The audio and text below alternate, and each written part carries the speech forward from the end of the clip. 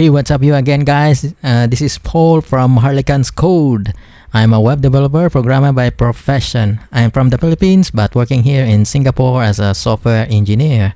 And today I'll walk through with you guys on how to use the Viper, which is the complete configuration solutions for Go applications.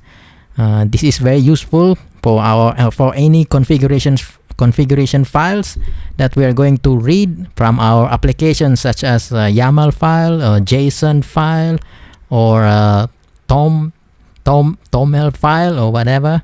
This is the major configuration files that Viper package has been providing for us, providing the solutions for us.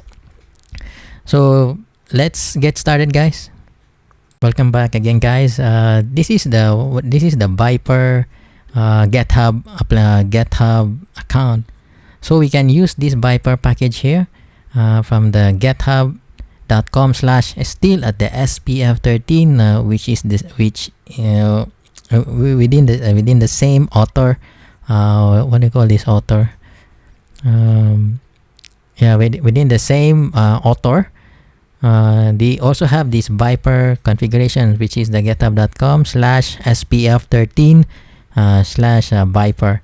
So this Viper is very useful. This is a very complete solutions for any configuration files that we need to read for our application to, whenever we use this, for example, this JSON, TOML, YAML, or HCL. This is very useful for our gokopy backup solutions, because some configuration files that we need to use from our application, or the user might be using there also, then then the user is able to configure any configuration variables that we are going to place there, and then from there we can read from our application, from our Go application. Right now we need a YAML application, then we can read these YAML applications from there. I will show you guys how to use this Viper, and then we can read from our Golang application, which is we are having this project, which is the gokopy project. So there is an installation about this Viper. As usual, as you know already, how to install any Golang packages from the GitHub. You just use a github.com/SPF13. There is an installation here. Then you can copy and then paste over to our applications here. This is our last part. We are dealing with this. This is our yesterday one, so we can continue again. So I paste it here to our console to install the Viper application, the Viper package. Again, while installing, guys, yesterday I have a small mistake about this. Which one will run first? The main function or the init function? The func init for Golang should be run first, and then the main func main for the Golang. So it init first, and then the main func, then it will be the second to be executed. Right now I already installed the go-get Viper, and then we require these few packages also. I already installed these guys, so to capture that time, this github.com Michelin, this is a Go home directory, which is the Viper having these dependencies. Okay, so all fs notify. So I'll remove this. I already installed on this project, so we can continuously do this. Right now I paste here. So now we need to create the configuration file, which is the YAML file. So we right click this file, this left pane, and then the config.YAML file, and then we need to test something to read from this configuration file. We need to have something like for example, hold on guys, we need to have our application name. For example, this is the main, what do you call, main property to read for the from the, this is the configuration file from the YAML format. So this is the main, like for example app, it's up to you how you're going to use this, whatever variable you want to place. This is a configuration file ready, so you need to, after that you need to have the colon at the end, and then press tab, and then you can put another attribute name, like for example your this is all the application related settings. Like for example we put gokopy, and then another one is the version. Always have the colon at the end. For the strings guys, no need to put the double quote. Like for example, we just say like this. So this is our sample configuration file. Okay, let's go with the our root directory, and then because yesterday we are planning to put a configuration file, so that the what they call this compressed directory, comdir command, which is the what they call because of this comdirIgnore, right? Yeah, the previous our previous tutorial, we fixed this code, we fixed these variables here. Then it's not good for our application. The one yesterday is for the sake of testing. This you want to ignore some of the configuration, some of the files or file extensions or folders that you want to what do you call, you want to exclude or ignore during the compression of your directory folder. Right now we plan to put this on a configuration file, which is the config.yaml file, so that it will be available for the users or any users that might to configure this when they execute this comdir command. So we want to be available in the configuration outside of our application. So right now we need to continue about this, and then how to read this application using the Viper package. Now to read this app, we need to create a struct for this. Okay, just leave it there for a while. We need to have the struct type, like for example, it's up to you guys. Just put a name there, AppName.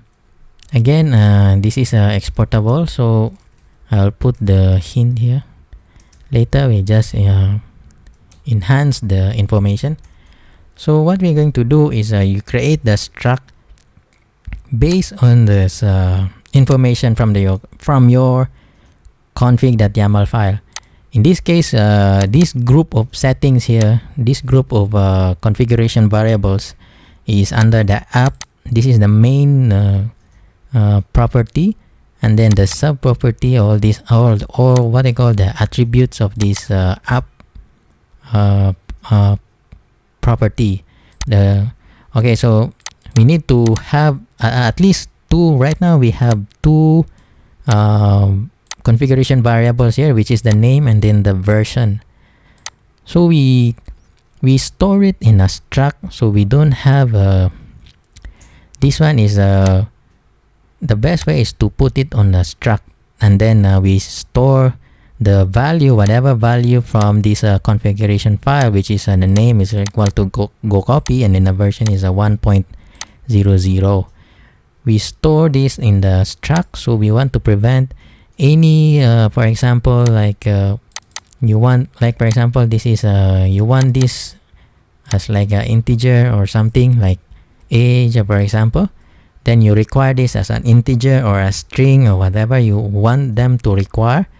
The struct itself, the Golang itself, will validate all these inputs from the user, so we don't need to worry about the data data consistency or the data validation. For example, you require the integer, but the user key in the strings.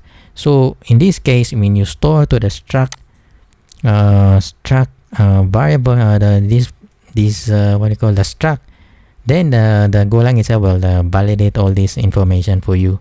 So we have a less headache at this moment. Then okay, so we remove this age, save again. Right now I need the name. I put the same thing again, guys. If you want the small letter also as possible. Right now I want to put this all exportable variable, like the capital N is for the name, and then for the version you just put comma or something like that, and you put the string. So I require this as a string because Go itself is what they call strong, this what they call very strong in a type something. I forgot. Okay, so we require this name as a string, of course, and then the version. If you want to do this also can, it's possible, but we want to save some lines of codes.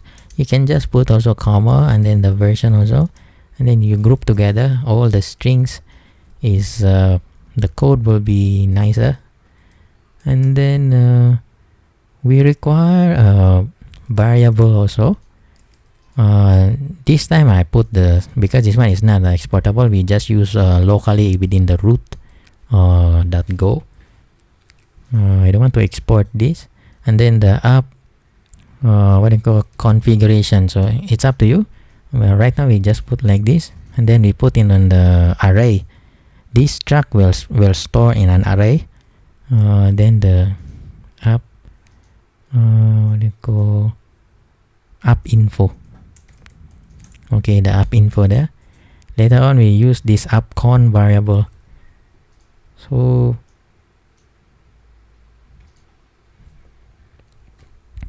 again, guys, this one is the Viper one. So we need to put the configuration first. We need to initialize the Viper configuration. So as the what do you call, when you read the reading configuration files from the Viper GitHub, there is an instruction here how you're going to use or initialize the Viper instance. Right now we need to copy this, or if you want to follow, this is the bare commands for as an example of a Viper initialization. Right now we need to, you can copy this also, is for us to speed up our thing, or also I can show you also how. Right now we need to call Viper that we need to use this watch config, because if any changes to the configuration file, we will be having this Viper, and then we need to call again this Viper first. Oh, sorry. Then all these we need to load to capture our time.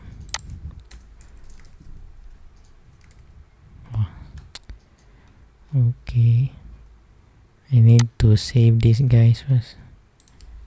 Go get machine. Okay, later part. And then watch config, then the Viper on configuration. Right now we never save yet. Need to reload first. Okay guys, so I shortcut a bit to fast forward something to capture our time again. Right now I install all these necessary things. These 3 new packages that we are using, like this fs notify, go home dir.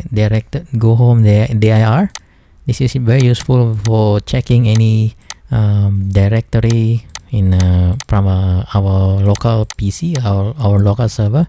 And then the Viper is there. Right now we configure the app info. So I remove this copy first. So you would like to read this configuration from the config.yaml file, which is the outside of our application. So right now I created this load function, load Viper configuration. So we want to recall this configuration file when there is because right now we need to watch the Viper, any Viper configuration changes here, any variables that change or something. This is very useful because you need to reread again automatically all this new configuration, so that your application will be updated. All the variables and its values will be updated. So I call this and then create this function to load the Viper configuration. This is what from the from the documentation of the Viper here. This is actually the code here I pasted. So we plan to use all this. This is just a bare configuration settings or the code, but right now we enhance this to make it more friendly for us. Right now we need to create this configuration file when it's not when it's not present in your root directory of your Golang application or Golang system, Golang project. So if it's not there, then we just create or append create and then read only. These all the configuration files are from the build. This one is built in from the OS package from Go. So and then we need to log, which is we use our own ITR log to make any fatal error there. If this file is not exist or any error will be thrown, but you can change these guys, the behavior. So right now these are all standard codes from the Viper itself, as you can see from the GitHub, and then all these configurations are from the Viper itself. To initialize the Cobra is here. Then we created this load Viper config. So we want to recall this. We don't want to copy again this block of code when there is some changes on the config change. This is the built-in from the Viper function. This is one of the function that we can use, like fs notify. Fs notify this is the from the GitHub fs notify package. So they are using this as a one of the dependency of the Viper package. So if there is a change, this one will trigger if there any changes, and then we reread again. That's why we created this function for us to reread whatever the settings from the configuration files. Whatever you have, all your configuration files here will be reread again when this function called from the viper.onConfig change. So and then we log or put some necessary later, we will show you. And then these are all the standard settings. So I cut short the time, guys. So and then we require this init config. This is also a standard code from the the Viper. Sorry, hold on. This is the init config. So we know this is useful for the Cobra application. So and then we incorporate with the Viper to read all the config names there. So you can I just put this code below in our descriptions for this video, so you can just copy whatever we discuss here in this topic. So right now we have useful functions here. Right now we cannot see the values from this config, so we want to put it. We want to put this configuration.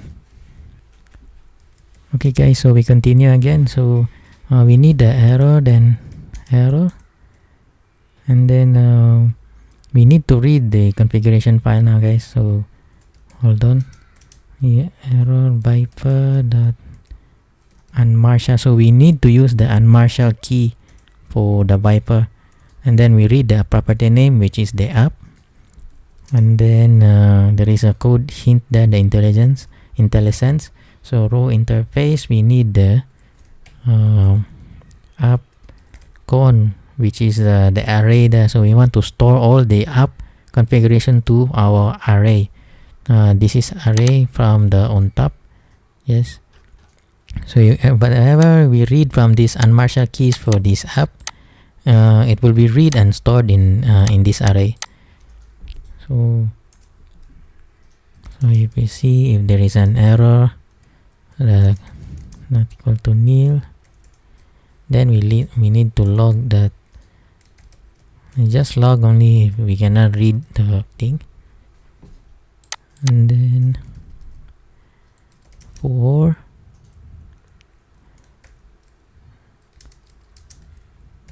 done, guys. AppCon, okay. Then we need to loop through again this AppCon array struct that we have created last time. So right now we need to check the configuration files there. So again, guys, I need to capture the time. Hold on for a while. Okay, guys, so I captured the time. Right now I pasted this code from my previous project. So this is how to check. This one is for validation only. It's up to you. We need to check if the name all are correct, all these things. So I will just show you how what is the effect. Need to see. Let's go copy. When I read, go copy is normal. Okay. When I change this, because I need to validate the correct name, but when the user try to make some changes to from our application, from the config.YAML file, we run again the application, then it will throw the error. App name must be gokopy, because earlier the user tried to change this configuration, but we prevent this because this is our application name. This is how to show you on how we can read and validate some of the configuration files that then we can restrict. So app name must be a gokopy. This is just our own error, that so that we inform the user that the value should be gokopy, not the go copies. Like that. This is a naming convention from the app configuration. Just inform the user, and then we throw a red color so that the user will see and notice very clearly. Right now, if I remove, then I rerun again, then the red color, the error validation is gone. So now we are reading the file as this is the thing. Okay, guys, so now we need to add few configurations. So we know now how to read and validate some of the values there from our configuration file. Right now we need to add few things.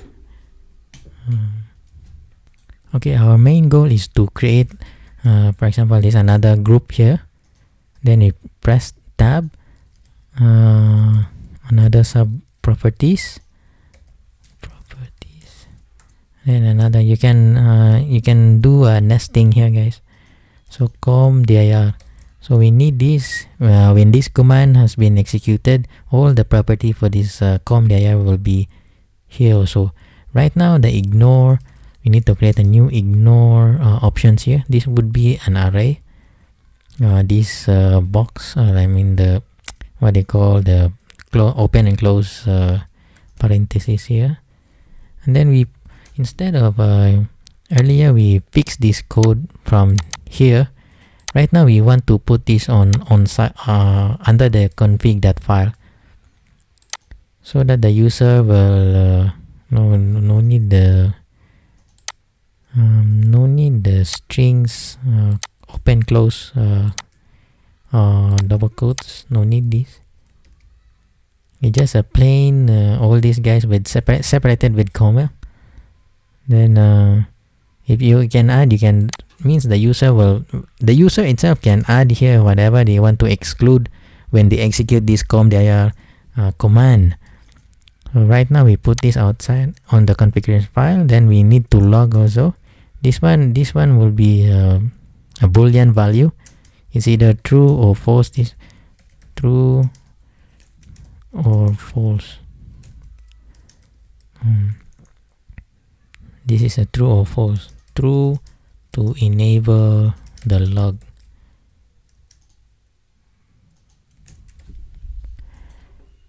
So we have this configuration, and now we need to add another group, guys. Another type of struct, another struct. So again, guys, I captured our time again. I created this because we know already how to create a struct for Go. So I created another struct here, which is the config.ComDir, which is because we need to read this property from the configuration file and all its sub configuration variables. Then we can read this from the configuration file instead of the hard coding there. So right now I created this, and then the variable. So the same with the AppCon earlier we created, and then the comIgnore. This is the array of the string again, and then right now, and then after that I created another group of codes here, which is to check we need to use again the unmarshal key. When every time you read from the configuration file from the ini file, like for example in this instance is the config.YAML file, you always use from the Viper, which is called the unmarshal key. Follow this naming convention because right now the main property is under the default property, and then the next under the default property you can have another sub, which is the command property. So whatever is your structure there, guys.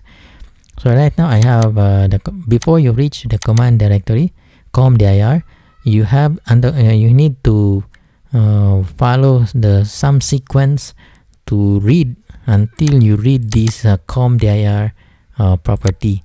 Right now it is under default, then command properties, and then you reach to the comdir. So this is how you put like a default, and then dot, and then all this is the separator, not the comma. And then now we reach to the comdir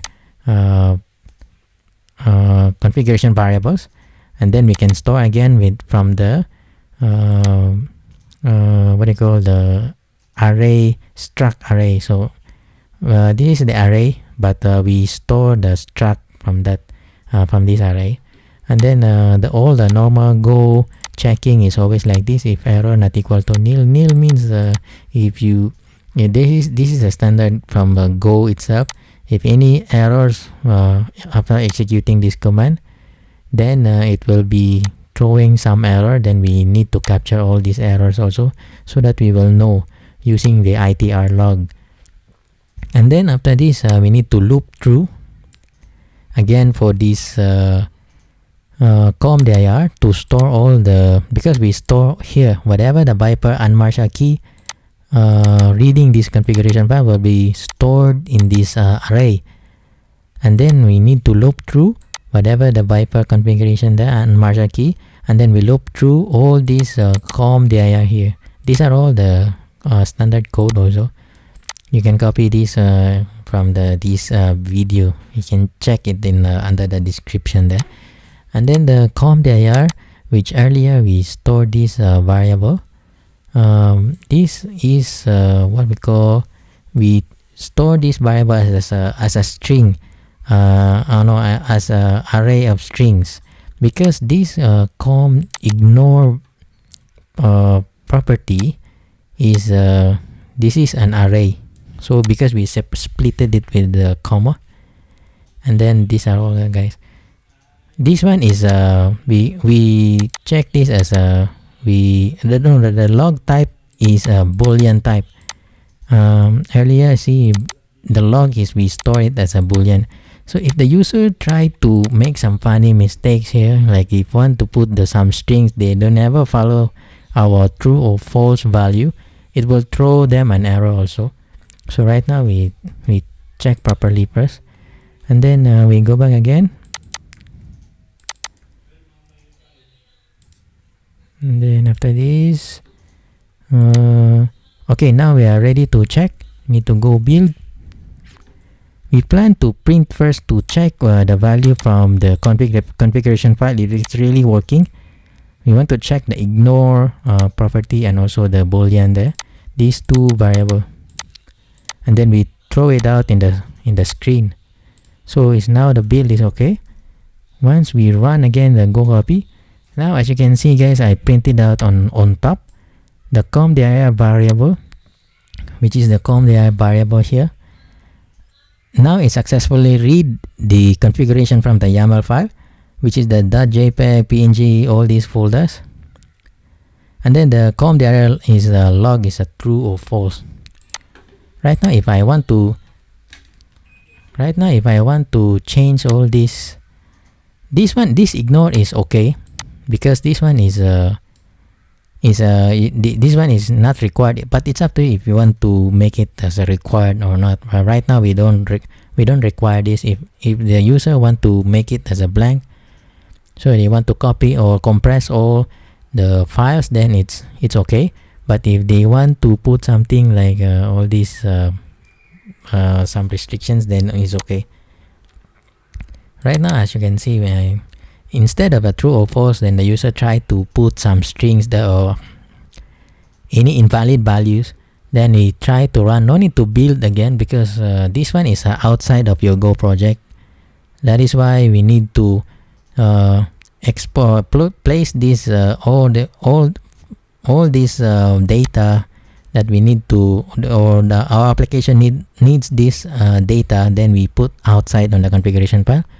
Right now if you want to run again, go copy, and then the default value is false, because this false, whatever the user is tried, because I prevented it on top. I'll show you. The comdirLog I defaulted to false, because we need to have valid value for this, because this one is a boolean value. We don't accept any string. So if, as you can see, Go works in our application. It really leaves us some heavy load for validating some users inputs right now, because we cannot control the user's behavior. So if the user tried to put some string, the Go itself, we set this comdir variable as a false, because we require it as a boolean value. Then Go itself detects the inputs, and then they set it to false. It's up to you, because I put this false or true. It's up to you. And then if you want to put this into true, then you can log. Then right now guys, you can see this one is very useful now. As you can see, we have this information from the configuration file. So we can remove this. Then we go back to the comdir function. Instead of using this fixed code here, we can actually remove now this variable, because this one we don't need this anymore. And then this false also we need to change based on this comdir variable. So instead of the fixed code, so right now our configuration file, our code is now totally rely on the from the config.yaml file. So whatever the user there inputs, then we can read. So the ignore, so we can actually build it again. Then if you want to execute, go copy, and then if you want to execute the go copy, comdir C again. You want to copy this, want to compress, then throw it out to B, for example. Now it's working, guys. As you can see, I never changed the code. If I remove this, if I make this false, the log, then we need to do it again. compressed already file, so it's there, so we don't need to duplicate ourselves here. So I want to remove this B. Again, we need to run it again. Now the choice is we don't need to log. So the user tried to make the log false. So right now there is no logging at itself. Also the ITR log will be no longer there. So right now this one is just a previous old files. So we just delete just to show you the error log there. I delete one more time. So if they want to log, the logging is just a start and then compressing directory and then done without each file has been logged. So if the user try to make this as false, but if you want to make this true, then it will be logging. Now as you can see, we'll run one more time just to see that we are reading from the config.yaml file. Again, need to clear the console and run again. Now as you can see, the logging itself, we are reading actually from the config.yaml file now. So whatever it changed, now it's working, guys. So finally it's you learn how to read from the config.yaml file using the Viper package. Okay, maybe that's all for today, guys. Okay, that's all for today, guys, and I hope you enjoy our video tutorial for today. And for our next tutorial series, we'll be adding more commands for our gokopy backup file software from scratch. This is these Golang projects that we are doing in this tutorial series. I hope you enjoy it. If you like this video, this tutorial, maybe you give me a thumbs up, or if you like, if you subscribe, please consider subscribing so that you can have more contents like this, and then we can learn and share our knowledge and experience to you guys. Thank you, and may God bless us all. Thank you, and bye bye.